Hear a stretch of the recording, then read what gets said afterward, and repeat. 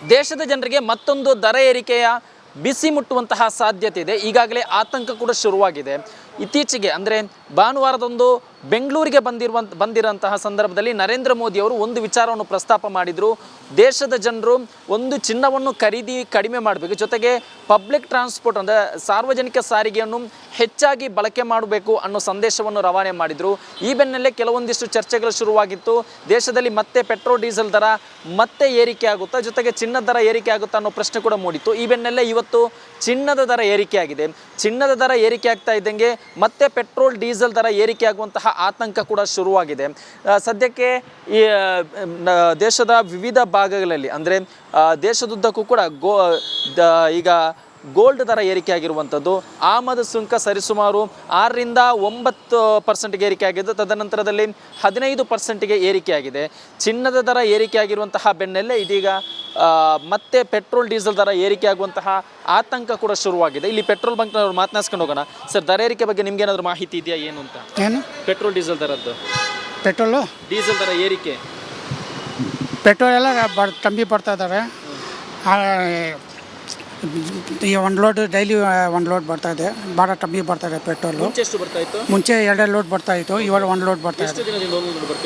ಒಂದು ವಾರಕ್ಕೆ 1 ಲೋಡ್ ಬರ್ತಾ ಇದೆ. ಮತ್ತೇನಾದರೂ ಕಡಿಮೆ ಆಗುವಂತಹ ಏನಾದರೂ ನಿಮ್ಗೆ ಏನಾದರೂ ಮಾಹಿತಿ ಇದೆಯಾ? ಇಲ್ಲ, ಅದು ಇನ್ನೂ ಗೊತ್ತಾಗಿಲ್ಲ. ಈಗ 2 ಲೋಡ್ ಬರೋ ಕಡೆ 1 ಲೋಡ್ ಬರ್ತಾ ಇದೆ. ಸದ್ಯಕ್ಕೆ ಬೆಂಗಳೂರು ಸೇರಿದಂತೆ ವಿವಿಧ ಭಾಗದಲ್ಲಿ ಪೆಟ್ರೋಲ್ ದರ ಇನ್ನೂ ಕೂಡ ಸಂಪೂರ್ಣವಾಗಿ ಅಭಾವ ಉದ್ಭವ ಆಗಿಲ್ಲ. ಬಟ್ ಮುಂಚಿನಷ್ಟು ಸಪ್ಲೈ ಆಗ್ತಾ ಇಲ್ಲ. ಈ ಒಂದು ಸಪ್ಲೈನ ಕೊರತೆ ಏನಿದೆ, ಸಹಜವಾಗಿ ಆತಂಕ ಮನೆ ಮಾಡಲು ಶುರುವಾಗಿದೆ. ಯಾಕೆಂದರೆ ಒಂದು ಕಡೆ ಪ್ರಧಾನಿ ನರೇಂದ್ರ ಮೋದಿ ಅವರ ಸ್ಟೇಟ್ಮೆಂಟು, ಮತ್ತೊಂದು ಕಡೆಯಲ್ಲಿ ಬಂಕ್ಗಳಲ್ಲಿ ಈ ಹಿಂದೆ ಬರ್ತಿರುವ ಪೂರೈಕೆ ಆಗುವಷ್ಟು ಪೆಟ್ರೋಲ್ ಡೀಸೆಲ್ ಕೂಡ ಪೂರೈಕೆ ಆಗದಿರೋದು, ಅದರ ಜೊತೆಗೆ ಚಿನ್ನದ ದರ ಏರಿಕೆ ಆಗಿದೆ. ಇವೆಲ್ಲವೂ ಕೂಡ ಒಂದಕ್ಕೊಂದು ತಾಳೆ ಆಗ್ತಾ ಇರೋದರಿಂದ ಸಹಜವಾಗಿ ಆತಂಕ ಕೂಡ ಶುರುವಾಗಿದೆ. ಇಲ್ಲಿಗೆ ಜನರಿದವ್ರನ್ನ ಮಾತನಾಡ್ಸ್ಕೊಂಡು ಹೋಗೋಣ. ಸರ್, ಪೆಟ್ರೋಲ್ ಡೀಸೆಲ್ ದರ ಮತ್ತೆ ಏರಿಕೆ ಆಗುವ ಸಾಧ್ಯತೆ ಇದೆ, ಇದು ನಿಮ್ಗೆ ಎಷ್ಟುವರೆ ಆಗುತ್ತೆ? ಯಾರು ಏನು ಮಾಡೋಕ್ಕಾಗುತ್ತೆ? ನಾವು ಏನು ಮಾಡೋಕ್ಕಾಗಲ್ವಲ್ಲ. ಅವ್ರು ಜಾಸ್ತಿ ಮಾಡ್ಕೊಂಡು ಹೋಗ್ತಾ ಇರ್ತಾರೆ, ನಾವು ಹಾಕೊಂಡು ಹೋಗಬೇಕು. ನಿಮ್ಮ ನಿತ್ಯದ ಬದುಕಿಗೆ ಒಂದು 5 ರೂಪಾಯಿ ಅಥವಾ 6 ರೂಪಾಯಿ ಪೆಟ್ರೋಲ್ ಡೀಸೆಲ್ ದರ ಏರಿಕೆ ಆದರೆ ನಿಮ್ಗೆ ಯಾವ ರೀತಿ ಎಫೆಕ್ಟ್ ಆಗುತ್ತೆ? ಎಲ್ಲದಕ್ಕೆ ಎಫೆಕ್ಟ್ ಆಗುತ್ತೆ. ಪೆಟ್ರೋಲ್ ಜಾಸ್ತಿ ಆದರೆ ಎಲ್ಲ ತರಕಾರಿಯಿಂದ ಮತ್ತು ರೇಷನಿಂದ ಎಲ್ಲ ಜಾಸ್ತಿ ಆಗುತ್ತೆ. ಎಲ್ಲರಿಗೂ ತೊಂದರೆನೇ ಆಗುತ್ತೆ. ಈಗ ಪೆಟ್ರೋಲ್ ಡೀಸೆಲ್ ದರ ಏರಿಕೆ ಅದು ಕೇವಲ ಪೆಟ್ರೋಲ್ ಡೀಸೆಲ್ಗೆ ಮಾತ್ರ ಸೀಮಿತ ಆಗಿರಲ್ಲ, ಅದು ಟ್ರಾನ್ಸ್ಪೋರ್ಟ್ ಮೇಲೆ ಬರುತ್ತೆ. ಅಂದರೆ ಉದಾಹರಣೆಗೆ ಅಕ್ಕಿ ಸಾಗಾಟ ಮಾಡುವಂಥ ಸಂದರ್ಭದಲ್ಲಿ ಪೆಟ್ರೋಲ್ ಡೀಸೆಲ್ ದರ ಏರಿಕೆ ಆಗುವಂತಹ ಸಂದರ್ಭದಲ್ಲಿ ಅಕ್ಕಿ ರೇಟ್ ಕೂಡ ಹೆಚ್ಚಾಗುತ್ತೆ. ಅದೇ ರೀತಿ ಪ್ರತಿಯೊಂದು ದರ ಕೂಡ ಏರಿಕೆ ಆಗುತ್ತೆ. ತರಕಾರಿ ದರ ಆಗಿರ್ಬೋದು, ಅಥವಾ ಒಂದು ಕಡೆಯಿಂದ ಇನ್ನೊಂದು ಭಾಗಕ್ಕೆ ಯಾವ್ಯಾವ ವಸ್ತುಗಳನ್ನು ಸಪ್ಲೈ ಮಾಡಲಾಗ್ತಾ ಇದೆಯೋ ಅದರ ದರ ಕೂಡ ಏರಿಕೆ ಆಗುತ್ತೆ. ಜೊತೆಗೆ ವೆಹಿಕಲ್ಗಳ ದರ ಆಗಿರ್ಬೋದು, ಬಸ್ ಚಾರ್ಜ್ ಆಗಿರ್ಬೋದು, ಪ್ರತಿಯೊಂದು ಕೂಡ ಏರಿಕೆ ಆಗುವಂತಹ ಸಾಧ್ಯತೆ ಇರುವುದರಿಂದ ಜನರಲ್ಲೂ ಕೂಡ ಆತಂಕ ಮನೆ ಮಾಡಿದೆ. ಇದು ಈ ನಗರದ ಸುದ್ದಿ ಆದರೆ ಮುಂದಿನ ನಗರ ಸುದ್ದಿಯನ್ನು ಸಹೋದ್ಯೋಗಿ ನೀಡ್ತಾರೆ. Over to you. ದೇಶದ ಜನರಿಗೆ ಮತ್ತೊಂದು ದರ ಏರಿಕೆಯ ಬಿಸಿ ಮುಟ್ಟುವಂತಹ ಸಾಧ್ಯತೆ ಇದೆ. ಈಗಾಗಲೇ ಆತಂಕ ಕೂಡ ಶುರುವಾಗಿದೆ. ಇತ್ತೀಚೆಗೆ ಅಂದರೆ ಭಾನುವಾರದಂದು ಬೆಂಗಳೂರಿಗೆ ಬಂದಿರುವಂತಹ ಸಂದರ್ಭದಲ್ಲಿ ನರೇಂದ್ರ ಮೋದಿ ಅವರು ಒಂದು ವಿಚಾರವನ್ನು ಪ್ರಸ್ತಾಪ ಮಾಡಿದರು. ದೇಶದ ಜನರು ಒಂದು ಚಿನ್ನವನ್ನು ಕಡಿಮೆ ಮಾಡಬೇಕು, ಜೊತೆಗೆ ಪಬ್ಲಿಕ್ ಟ್ರಾನ್ಸ್ಪೋರ್ಟ್ ಅಂದರೆ ಸಾರ್ವಜನಿಕ ಸಾರಿಗೆಯನ್ನು ಹೆಚ್ಚಾಗಿ ಬಳಕೆ ಮಾಡಬೇಕು ಅನ್ನೋ ಸಂದೇಶವನ್ನು ರವಾನೆ ಮಾಡಿದರು. ಈ ಬೆನ್ನಲ್ಲೇ ಕೆಲವೊಂದಿಷ್ಟು ಚರ್ಚೆಗಳು ಶುರುವಾಗಿತ್ತು. ದೇಶದಲ್ಲಿ ಮತ್ತೆ ಪೆಟ್ರೋಲ್ ಡೀಸೆಲ್ ದರ ಮತ್ತೆ ಏರಿಕೆ ಆಗುತ್ತಾ, ಜೊತೆಗೆ ಚಿನ್ನದ ದರ ಏರಿಕೆ ಆಗುತ್ತಾ ಅನ್ನೋ ಪ್ರಶ್ನೆ ಕೂಡ ಮೂಡಿತ್ತು. ಈ ಬೆನ್ನಲ್ಲೇ ಇವತ್ತು ಚಿನ್ನದ ದರ ಏರಿಕೆ ಆಗಿದೆ. ಚಿನ್ನದ ದರ ಏರಿಕೆ ಆಗ್ತಾ ಇದ್ದಂಗೆ ಮತ್ತೆ ಪೆಟ್ರೋಲ್ ಡೀಸೆಲ್ ದರ ಏರಿಕೆ ಆಗುವಂತಹ ಆತಂಕ ಕೂಡ ಶುರುವಾಗಿದೆ. ಸದ್ಯಕ್ಕೆ ಈ ದೇಶದ ವಿವಿಧ ಭಾಗಗಳಲ್ಲಿ ಅಂದರೆ ದೇಶದುದ್ದಕ್ಕೂ ಕೂಡ ಈಗ ಗೋಲ್ಡ್ ದರ ಏರಿಕೆ ಆಗಿರುವಂಥದ್ದು.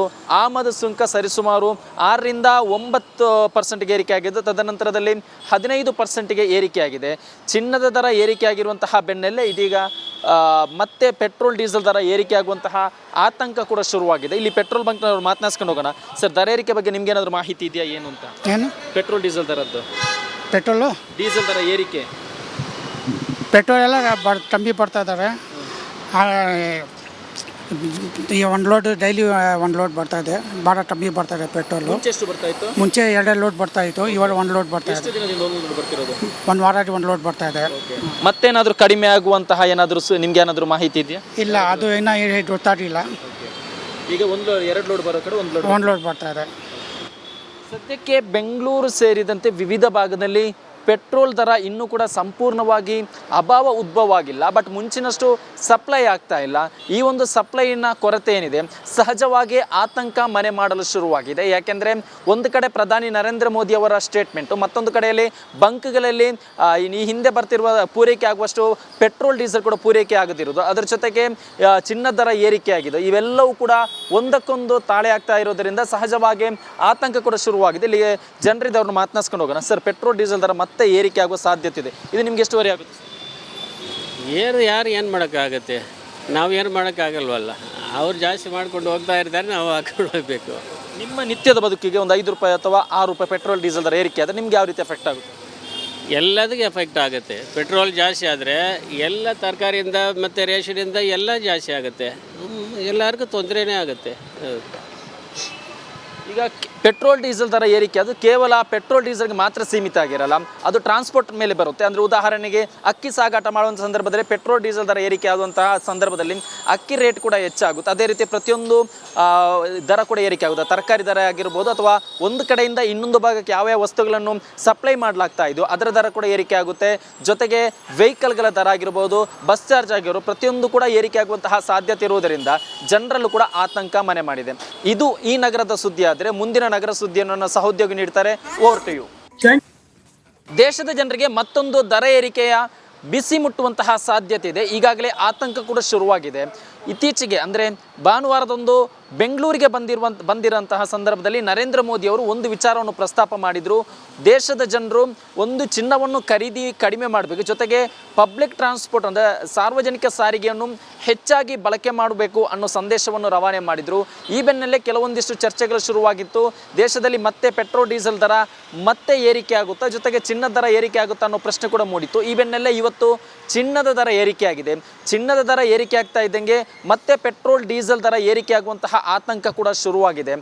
ಸದ್ಯಕ್ಕೆ ಈ ದೇಶದ ವಿವಿಧ ಭಾಗಗಳಲ್ಲಿ ಅಂದರೆ ದೇಶದುದ್ದಕ್ಕೂ ಕೂಡ ಈಗ ಗೋಲ್ಡ್ ದರ ಏರಿಕೆ ಆಗಿರುವಂಥದ್ದು, ಆಮದು ಸುಂಕ ಸರಿಸುಮಾರು 6ರಿಂದ 9% ಏರಿಕೆ ಆಗಿದ್ದು, ತದನಂತರದಲ್ಲಿ 15% ಏರಿಕೆ ಆಗಿದೆ. ಚಿನ್ನದ ದರ ಏರಿಕೆ ಆಗಿರುವಂತಹ ಬೆನ್ನಲ್ಲೇ ಇದೀಗ ಮತ್ತೆ ಪೆಟ್ರೋಲ್ ಡೀಸೆಲ್ ದರ ಏರಿಕೆ ಆಗುವಂತಹ ಆತಂಕ ಕೂಡ ಶುರುವಾಗಿದೆ. ಇಲ್ಲಿ ಪೆಟ್ರೋಲ್ ಬಂಕ್ನವ್ರು ಮಾತನಾಡ್ಸ್ಕೊಂಡು ಹೋಗೋಣ. ಸರ್, ದರ ಏರಿಕೆ ಬಗ್ಗೆ ನಿಮ್ಗೆ ಏನಾದರೂ ಮಾಹಿತಿ ಇದೆಯಾ ಏನು ಅಂತ? ಏನು ಪೆಟ್ರೋಲ್ ಡೀಸೆಲ್ ದರದ್ದು, ಪೆಟ್ರೋಲು ಡೀಸೆಲ್ ದರ ಏರಿಕೆ, ಪೆಟ್ರೋಲ್ ಎಲ್ಲ ತಂಬಿ ಬರ್ತಾ ಇದ್ದಾರೆ. ಈಗ ಒಂದು ಲೋಡ್ ಡೈಲಿ ಒಂದು ಲೋಡ್ ಬರ್ತಾ ಇದೆ, ಭಾಳ ಕಮ್ಮಿ ಬರ್ತಾ ಇದೆ ಪೆಟ್ರೋಲು. ಎಷ್ಟು ಬರ್ತಾ ಇತ್ತು? ಮುಂಚೆ 2 ಲೋಡ್ ಬರ್ತಾ ಇತ್ತು, ಇವಾಗ 1 ಲೋಡ್ ಬರ್ತಾ ಇದೆ. ಬರ್ತಿರೋದು 1 ವಾರಕ್ಕೆ 1 ಲೋಡ್ ಬರ್ತಾ ಇದೆ. ಮತ್ತೇನಾದರೂ ಕಡಿಮೆ ಆಗುವಂತಹ ಏನಾದರೂ ನಿಮ್ಗೆ ಏನಾದರೂ ಮಾಹಿತಿ ಇದೆಯಾ? ಇಲ್ಲ, ಅದು ಇನ್ನೂ ಗೊತ್ತಾಗಿಲ್ಲ. ಈಗ 2 ಲೋಡ್ ಬರೋ ಕಡೆ 1 ಲೋಡ್ ಬರ್ತಾ ಇದೆ. ಸದ್ಯಕ್ಕೆ ಬೆಂಗಳೂರು ಸೇರಿದಂತೆ ವಿವಿಧ ಭಾಗದಲ್ಲಿ ಪೆಟ್ರೋಲ್ ದರ ಇನ್ನೂ ಕೂಡ ಸಂಪೂರ್ಣವಾಗಿ ಅಭಾವ ಉದ್ಭವ ಆಗಿಲ್ಲ, ಬಟ್ ಮುಂಚಿನಷ್ಟು ಸಪ್ಲೈ ಆಗ್ತಾ ಇಲ್ಲ. ಈ ಒಂದು ಸಪ್ಲೈನ ಕೊರತೆ ಏನಿದೆ ಸಹಜವಾಗಿ ಆತಂಕ ಮನೆ ಮಾಡಲು ಶುರುವಾಗಿದೆ. ಯಾಕೆಂದರೆ ಒಂದು ಕಡೆ ಪ್ರಧಾನಿ ನರೇಂದ್ರ ಮೋದಿ ಅವರ ಸ್ಟೇಟ್ಮೆಂಟು, ಮತ್ತೊಂದು ಕಡೆಯಲ್ಲಿ ಬಂಕ್ಗಳಲ್ಲಿ ಈ ಹಿಂದೆ ಬರ್ತಿರುವ ಪೂರೈಕೆ ಆಗುವಷ್ಟು ಪೆಟ್ರೋಲ್ ಡೀಸೆಲ್ ಕೂಡ ಪೂರೈಕೆ ಆಗದಿರೋದು, ಅದರ ಜೊತೆಗೆ ಚಿನ್ನದ ದರ ಏರಿಕೆ ಆಗಿದೆ. ಇವೆಲ್ಲವೂ ಕೂಡ ಒಂದಕ್ಕೊಂದು ತಾಳೆ ಆಗ್ತಾ ಇರೋದರಿಂದ ಸಹಜವಾಗಿ ಆತಂಕ ಕೂಡ ಶುರುವಾಗಿದೆ. ಇಲ್ಲಿಗೆ ಜನರಿದವ್ರನ್ನ ಮಾತನಾಡ್ಸ್ಕೊಂಡು ಹೋಗೋಣ. ಸರ್, ಪೆಟ್ರೋಲ್ ಡೀಸೆಲ್ ದರ ಮತ್ತೆ ಏರಿಕೆ ಆಗುವ ಸಾಧ್ಯತೆ ಇದೆ, ಇದು ನಿಮ್ಗೆ ಎಷ್ಟುವರೆ ಆಗುತ್ತೆ? ಯಾರು ಏನು ಮಾಡೋಕ್ಕಾಗತ್ತೆ, ನಾವು ಏನು ಮಾಡೋಕ್ಕಾಗಲ್ವಲ್ಲ. ಅವ್ರು ಜಾಸ್ತಿ ಮಾಡ್ಕೊಂಡು ಹೋಗ್ತಾ ಇರ್ತಾರೆ, ನಾವು ಹಾಕೊಂಡು ಹೋಗಬೇಕು. ನಿಮ್ಮ ನಿತ್ಯದ ಬದುಕಿಗೆ ಒಂದು 5 ರೂಪಾಯಿ ಅಥವಾ 6 ರೂಪಾಯಿ ಪೆಟ್ರೋಲ್ ಡೀಸೆಲ್ ದರ ಏರಿಕೆ ಆದರೆ ನಿಮ್ಗೆ ಯಾವ ರೀತಿ ಎಫೆಕ್ಟ್ ಆಗುತ್ತೆ? ಎಲ್ಲದಕ್ಕೆ ಎಫೆಕ್ಟ್